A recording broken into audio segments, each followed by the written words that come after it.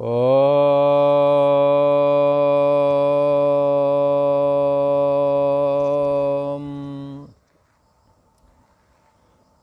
अखण्डमण्डलाकारं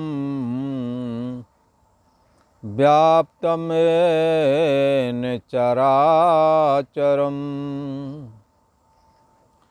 तत्पदं दर्शितं येन तस्मै श्रीगुरवे नमः। योगेश्वर श्री कृष्ण भगवान की जय। ऐं सरस्वत्यै नमः।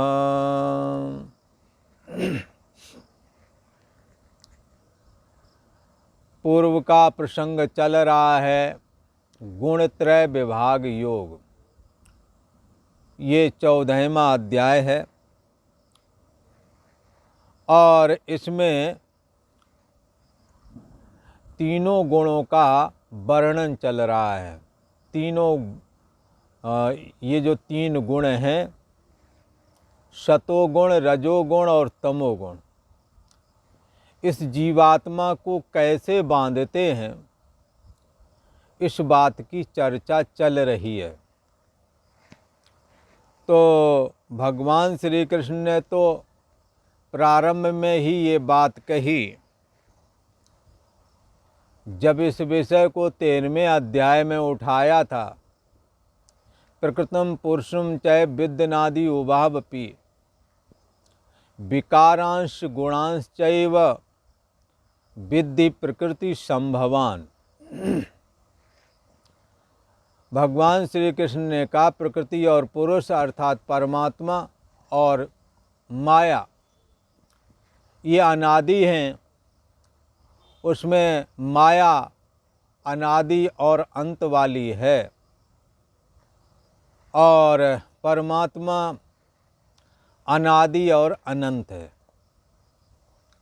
ये परम ब्रह्म परमात्मा निरपेक्ष है, व्यापक है, अक्रिय है, निर्विकार है और हर जगह समाया हुआ है। हर एक की बुद्धि देश का साक्षी भी है। ये अनादि तो है, पर इसका अंत कभी नहीं आता। ये सभी में समाया हुआ है। सभी में जैसे लहरों में पानी समाया हुआ होता है, ऐसे ही ये परम ब्रह्म परमात्मा सब में समाया हुआ है। ये बात बताई। और ये परमात्मा निर्दोषम ही समम ब्रह्म, ये परम ब्रह्म परमात्मा निर्दोष और सम है। पर ये निर्दोष और सम परमात्मा भी ये भोक्ता और भोग भाव से रहत है, तो भी पुरुषा प्रकृतिस्थो ही भोंगते। ये परम ब्रह्म परमात्मा जब प्रकृति से संसर्ग वाला हो जाता है, जब ये मन रूप प्रकृति का विघटित रूप जब ये मन में प्रतिफलित होता है, ये परम ब्रह्म परमात्मा तब ये बुद्धि से तादात्म्य होकर के कर्ता भोक्तापना वाला बन जाता है। मन से तादात्म्य होकर के सुखी दुखी हो जाता है। शरीर को लेकर के ये जन्म मरण वाला भी हो जाता है ऐसा इसे भ्रम पड़ जाता है। तो जैसे कांच के शीशे के पीछे लाल गुलाब का फूल रख दें, तो गुलाब की लालिमा कांच में भी दिखती है। तो किसी ने कहा, ये कांच लाल हो गया है क्या? तो बताया, नहीं, कांच लाल तो नहीं हुआ, पर कांच लाल फूल के संसर्ग में आ गया है। यही वजह है कि ये लालिमा कांच में दिख रही है, ना होने पर भी। ऐसे ही कर्ता भोक्तापना, भूख प्यास जन्म मरण सुख दुख इस अंतर्यामी आत्मा में न होते हुए भी फिर भी दिख रहे हैं। इसलिए भगवान श्री कृष्ण ने कहा विकारांश गुणांश चैव, जितने भी विकार हैं ये प्रकृति के गुणों के विकार हैं, ऐसा समझना चाहिए। जितने भी दोष हैं प्रकृति के गुणों में हैं। भगवान श्री कृष्ण कहते हैं विकारांश गुणांश विद्धि प्रकृति संभवान। विकार जितने भी हैं ये प्रकृति के गुणों से उत्पन्न होते हैं। जैसे निर्दोष और सम चित्त में सात्विक सतोगुण जब प्रवृत्त होता तो ज्ञान वैराग भक्ति वाली वृत्तियां बढ़ जाती हैं, और जब रजोगुण बढ़ता है तो आसक्ति मोह से युक्त कर्म विशेष आसक्ति और कर्मों की जो क्रियाशीलता है वो अधिक बढ़ जाती है। कर्मों के प्रति रजो रागात्मक वृद्धि, कर्म करते करते घर परिवार वस्तु विशेष देश काल आदि में राग बढ़ जाता है। ये रजोगुण है। अंतर्यामी आत्मा में ये नहीं तो भी ये भाषित होता है, मैं कर्म करने वाला हूँ, मैं दुखी सुखी हूँ। इस तरह से मैं शब्द का मुख्य अर्थ तो अंतर्यामी आत्मा ही है, उसमें इन सब की अभिव्यक्ति होती है। इसी प्रकार तमोगुण के द्वारा ये अविनाशी जीवात्मा जब ये चैतन्य सत्ता बुद्धि देश से तादात्म्य या संसर्ग में या प्रतिबिंबित होती है तो कैसी हो जाती है? कर्ता भोक्ता पने वाली हो जाती है। हमने क्या करना है? इससे अपने को अलग करना है। विकार और गुणों से रहित अपने को बनाना है। गुणों से रहित, गुणों के होने पर भी आप हैं। गुण यदि ना रहें, सतोगुण रजोगुण और तमोगुण, तो भी आप बचते हैं। सारी इंद्रियों के द्वारा आप देखते हैं, पर इंद्रियां हैं तब भी आप हैं, और इंद्रियां जब ना रहें तो इंद्रियों के ना रहने पर आप बचते हैं, आपका अभाव नहीं होता है। ऐसी ये बात बताई। और उसमें भगवान श्री कृष्ण कहते हैं कि ये सतोगुण निर्मल है, इसलिए सुख के द्वारा सतोगुणी आदमी को सुख प्राप्त होता है। सतोगुण भी इस जीवात्मा को सुख के द्वारा और ज्ञान के अभिमान के द्वारा बांध देता है। रजोगुण जो है ये क्या करता है कि कामना और आसक्ति को बढ़ाने वाला है, क्रियाशीलता में रुचि बना देने वाला है घर गृहस्थी वाले। और तमोगुण तो अपने स्वभाव को मोहित करता है। कैसे मोहित करता है? प्रमाद आ जाता है, निद्रा आ जाती है। तो इस तरह से ये तमोगुण निद्रा प्रमाद आलस के द्वारा जीव को बांध लेता है।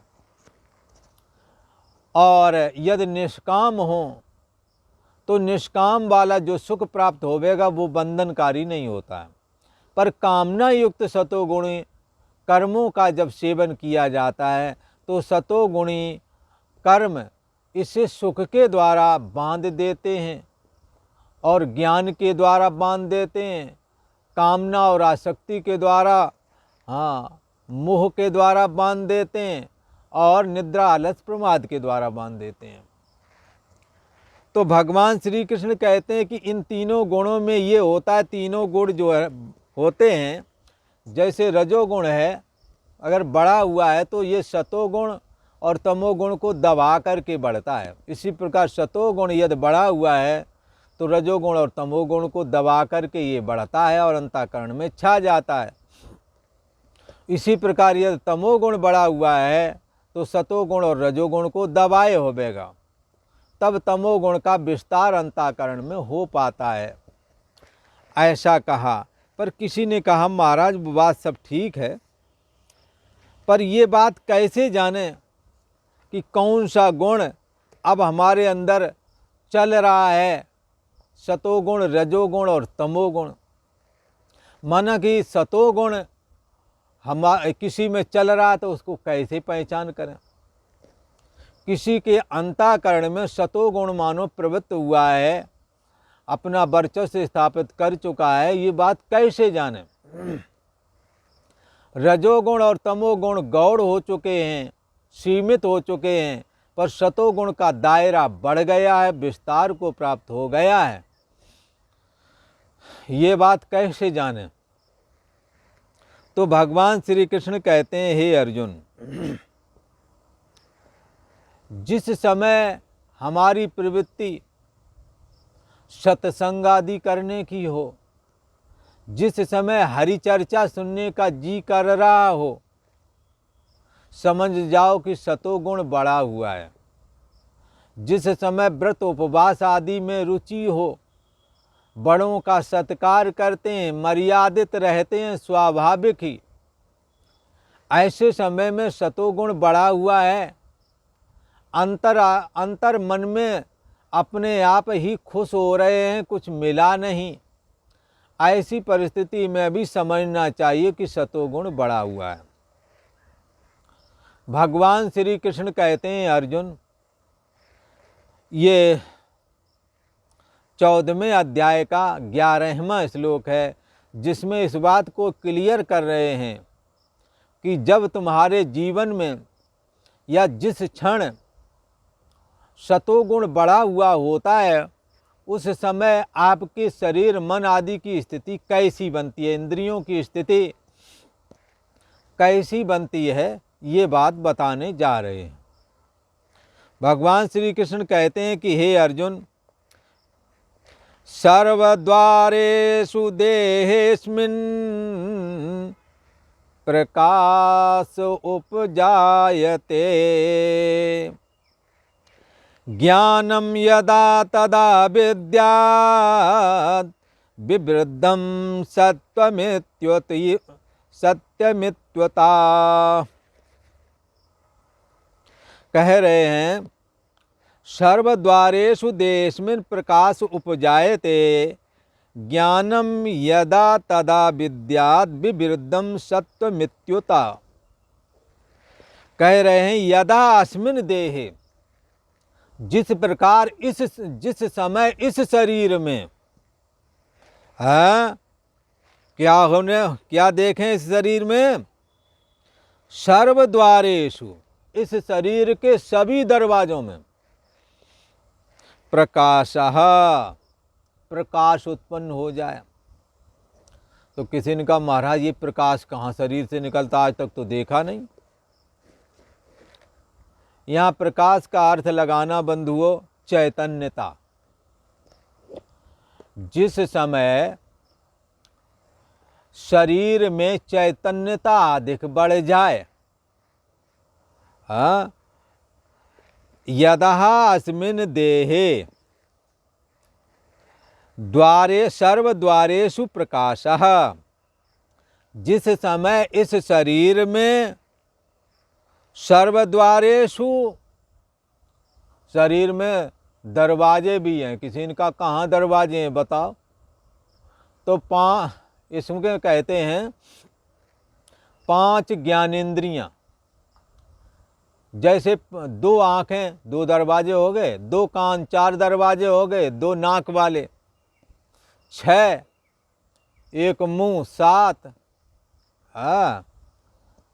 और जहाँ से पेशाब निकलती है एक वो 8, और जहाँ से खाया पिया अन्न जल शौच आदि के द्वारा मल के रूप में निकल जाता है ये 9। इस शरीर में 9 दरवाजे हैं। पहले संत गाया करते थे, हटली छोड़ चला बंजारा। ये हटली कहते हैं शरीर को।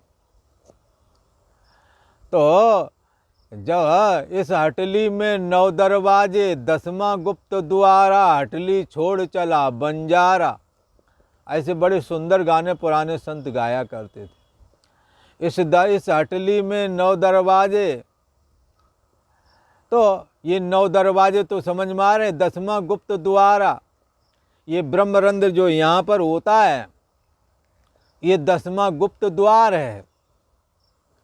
तो क्या है, हमारे सनातनी परंपरा में ऐसा कहते हैं कि नाभि से ऊपर जितने भी दरवाजे हैं, इन्हों से यदि जीव निकलता है तो दोबारा मनुष्य बन जाता है, और नाभि से नीचे वाले में निकले तो उम्मीद कम रहती है, अधागमन होने के चांस ज़्यादा रहते हैं। अधागमन का मतलब मनुष्य योनि छोड़ करके कोई दूसरी योनि मिल सकती है। और यदि ये ब्रह्मरंध्र का भेदन करके जाए, जो यहाँ 10वां गुप्त दरवाजा है सहस्रार्क, हाँ, तो यहाँ का भेदन करके जब ये जीव जाता है तो ब्रह्मलोक की प्राप्ति होती है, स्वर्गलोक भी जा सकते हैं। पूर्ण कर्मा नेत्र और नाक, मुंह आदि, कान आदि से निकल कर वे स्वर्ग की यात्रा कर सकते हैं, पर ब्रह्मरंध्र से निकला हुआ ब्रह्मलोक अथवा स्वर्गलोक में अवश्य प्राप्त होता है, ऐसा कहते हैं। पर ये कोई 10वां ये गुप्त दरवाजा है, यहाँ से कोई बिरला ही निकल पाता है। जो योग साधना करता है, जो भगवान की भक्ति करता है, प्राणायाम आदि के द्वारा, जो एक क्रिया विशेष के द्वारा, जो योग की क्रिया है, बगैर सामर्थ्यशाली योग के जानने हारे गुरु के बगैर ये प्रक्रिया समझ में नहीं आती है, और ना ही बगैर जाने करना चाहिए। क्योंकि ये बगैर जान के और बगैर जानकार आचार अथवा गुरु के माध्यम से जब ये योग आदि की क्रियाएं करते हैं तो गलती हो जाने से जीवन भर के लिए रोगी और हो जाते हैं। इसलिए ये योग साधना जो जानने वाले लोग हैं उनकी देख रेख में करना चाहिए। केवल आसन प्राणायाम है, 5-7 प्राणायाम लोग आजकल के चलन चल पड़ा है, थोड़े आसन कर लिए और थोड़ी देर आंख बंद करके बैठ लिए। क्या कर रहे क्या नहीं कर रहे वो तो राम जी जाने या वो जाने। और कहते हैं, उनसे पूछो तो क्या कर रहे, बोले हम योगा कर रहे हैं। है तो अष्टांग योग, योग साधना बोली जाती, पर आजकल लोगों ने एक्सरसाइज आदि प्राणायाम कुछ थोड़े मोड़े समझ करके थोड़ी देर बैठ करके और थोड़ा सा उसी को योगा कहने लगे। योग साधना में यम नियम आसन प्राणायाम प्रत्याहार धारणा ध्यान समाधि 8 अंग कहे गए हैं। उसमें प्रथम अंग यम है। यम 5 भागों में हम बांट सकते हैं। सत्य, अहिंसा, अस्तेय, अपरिग्रह, ब्रह्मचर्य। ये 5 चीज़ें जिन्हों में नहीं हैं उन्हों को योग में प्रवेश नहीं मिल पाता है। जीवन में सत्य बोलना है तो ऐसे सत्य जो सत्य ही वचन बोलते हैं, मिथ्या भाषण नहीं करते हैं। एक तो ये शर्त है योग में प्रवेश करने के लिए, योग साधना करने वाला सत्य बोलने वाला चाहिए। और दूसरा अहिंसा, शरीर वाणी तथा मन से दूसरों का अहित ना चाहना। तो ऐसी वृत्ति हमारे हृदय में होनी चाहिए। ऐसी अहिंसा जिन्हों के अंदर नहीं है, शरीर वाणी तथा मन से हम किसी को किसी प्रकार का कष्ट नहीं पहुंचावेंगे, ऐसा दृढ़ निश्चय योग में प्रवेश कराता है। ये दूसरी शर्त है यम की। और फिर कहते हैं सत्य, अहिंसा और अस्तेय। अस्तेय का मतलब चोरी न करना, जीवन में कभी चोरी नहीं करना। और अपरिग्रह, आवश्यकता से अधिक संग्रह ना करना। आवश्यकता से जो अधिक है उसे दूसरों के काम में लगा देना। और 5वें नंबर का है ब्रह्मचर्य, जो सभी साधनों की जड़ कहा जाता है। यद इच्छा ब्रह्मचर्यम चरंती, जिस परम ब्रह्म परमात्मा की प्राप्ति के लिए जब साधक योग साधना करता है तो भगवत गीता ने कहा कि ब्रह्मचर्य व्रत धारण करना चाहिए। जिनके अंदर ये 5 चीज़ें हैं वो योग में प्रवेश कर पाते हैं। फिर यम नियम, फिर नियम है 5 प्रकार के, शौच, संतोष, स्वाध्याय, तप, ईश्वर प्रणिधानम। ये 5 नियम हैं। जीवन में बाहर भीतर पवित्रता रखनी है, प्रतिदिन सुबह नहाना है और नहा करके योग साधना में प्रवृत्त होना है। हाँ, शौच, संतोष जो है जितना है उसी में संतुष्ट रहना है। देख पराई चूपड़ी मत ललचावे जीव, दूसरे की सुख सुविधाएं देख करके अपने मन पर कंट्रोल होना चाहिए, मन को डिगना ना चाहिए। योग साधना वाले साधक को ऐसा होना मांगता है। तो स्वाध्याय, गीता है, भागवत है, उपनिषद है, ऐसे ग्रंथों का स्वाध्याय होना चाहिए प्रतिदिन। और पहले इन ग्रंथों को समझदार जानकार जो आचार्य हैं या संत हैं उन्हों से इसको समझना चाहिए। फिर उसका प्रतिदिन स्वाध्याय करना चाहिए। रोजाना 1 अध्याय अथवा 2-4 श्लोक ही रोजाना अध्ययन करे या एक ही श्लोक का विचार करे, पर करे। हाँ, शौच, संतोष, स्वाध्याय, तप। ये एकादशी व्रत है, रामनवमी, नवदुर्गा, अभी नवरात्रि चल रहे हैं। तो ये तपह में आचरण होना चाहिए।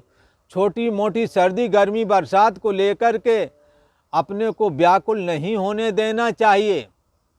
आतप शीत क्षुधा तृषा इनको सहन स्वभाव, ताय तितिक्षा कात हैं कोविद मुनवर राव। ऐसी तितिक्षा करना तप कहलाता है। भूख प्यास सर्दी गर्मी बरसात को सह लेना, भगवत प्राप्ति के लिए मान अपमान आदि भी मिल जाए तो इन्हें भी सह लेना। शिकवा न करें, शिकायत नहीं, सह लिया, क्षमा कर दिया। ये सब योग साधना वाले को होना मांगता है। फिर सबसे जो श्रेष्ठ साधन में ईश्वर प्रणिधानम, ईश्वर के प्रति समर्पित होना। शरीर वाणी और मन से ईश्वर को समर्पित होकर के चलना है, ऐसा योग साधना में होना मांगता है। इसलिए ये 10वें दरवाजे से निकलने के लिए ये योग साधना के शुरुआत में ये चीज़ें बता दी हैं। यम और नियम मिलाकर के ये 10 साधन अलग हो जाते हैं, जिनका पालन योगी को, योग साधना करने वाले को करना ही होगा। तो फिर आसन जैसे पद्मासन है, स्वास्तिक है, सुखासन है, और वो 84 प्रकार के आसन है, जो समझ में आए वो कर सकते हो। तो यम नियम आसन प्राणायाम, 7 प्रकार के प्राणायाम बताए हैं। रेचक पूरक कुंभक वगैरह और भी कई प्रकार के हैं, भद्रका वगैरह, है ना। तो ये सारे मिलाकर 7 प्रकार के बताए गए हैं। तो इनको करना है। और फिर धारणा, परमात्मा विषयक धारणा बनाइए। उस धारणा के अनुसार परमात्मा में वृत्ति एकाग्र करें। फिर वो धारणा बाद में ध्यान के रूप में तब्दील होवेगी। फिर ध्यान जाकर के समाधि, सविकल्प समाधि, बाद में निर्विकल्प समाधि। ये जो योग साधना के द्वारा ऐसे जो लोग हैं साधना करते हैं, वो शरीर के तो 9 दरवाजे हैं। तो ये 7 दरवाजे तो यहाँ से ऊपर हो गए, 7 दरवाजे, और नीचे वाले 2 दरवाजे, और 9 हो गए, और एक गुप्त दरवाजा। गुप्त दरवाजे से कोई योगी ही निकल पाता है, जो भगवान के समर्पित होकर के, जैसा कि 8 साधन बताए, उन साधनों को जिन्होंने धारण किया। भगवान श्री कृष्ण यहाँ कहते हैं, जिस समय अस्मिन देह सर्व द्वारेषु, जिस समय इस शरीर में तथा इस शरीर के अंतःकरण और इंद्रिय आदि जो हाँ, ये मिलाकर के जो 10 दरवाजे बनते हैं ब्रह्मरंध्र को लगा करके, हाँ, उसमें गुप्त वाला तो छोड़ दो, बाकी 9 दरवाजे में अंतःकरण और इंद्रियों में सर्वद्वारेषु साधारणता मन बुद्धि चित्त अहंकार और समस्त इंद्रियों को लगा लो। तो इनमें जब चेतनता प्रकाश उपजाते प्रकाशित होने लगे, ये अर्थात इसमें चेतनता स्वाभाविक बढ़ जाए, सहज में ही हल्का शरीर, न आँखों में भारीपन, न कानों में भारीपन, न जुखाम आदि, न एक नाक का एक स्वर बंद है दूसरा चालू है तीसरा एक बंद एक चालू, सही से सांस भी नहीं खींची जा रही, ऐसा नहीं होना चाहिए।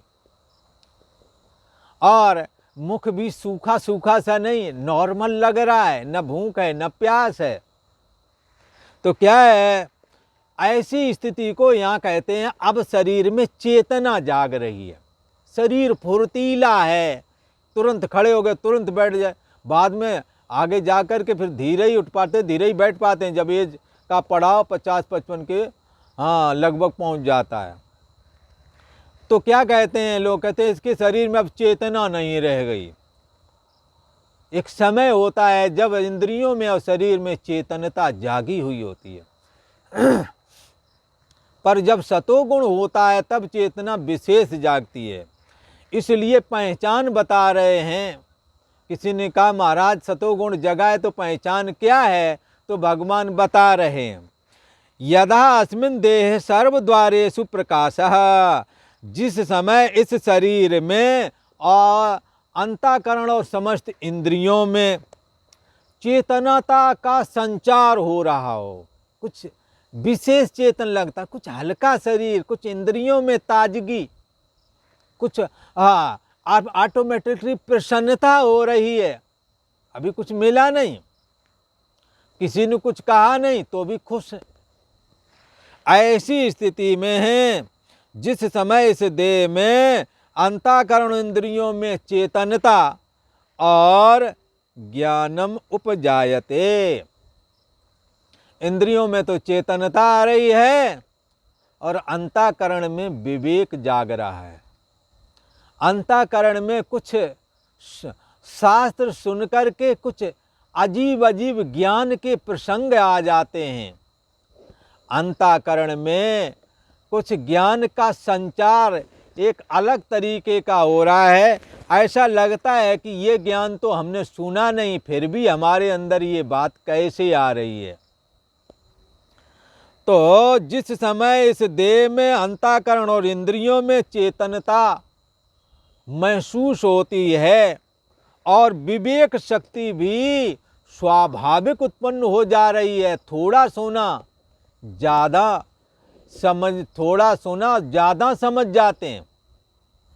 ऐसी परिस्थिति में कहते हैं क्या समझना चाहिए, तदह इति विद्यात्, उस समय ऐसा समझना चाहिए, ऐसा जानना चाहिए, उत सत्वम विवृद्धम, कि सतोगुण बढ़ा हुआ है। जब आपकी शरीर और मन इंद्रिय आदि प्रसन्न हैं, चेतनता का संचार हो रहा है और आपका जी करता है दूसरों की सेवा शुश्रूषा आदि से, अच्छे कामों में अच्छे लोगों में बैठने का जी करे, समझ जाओ कि सतोगुण बढ़ा हुआ है।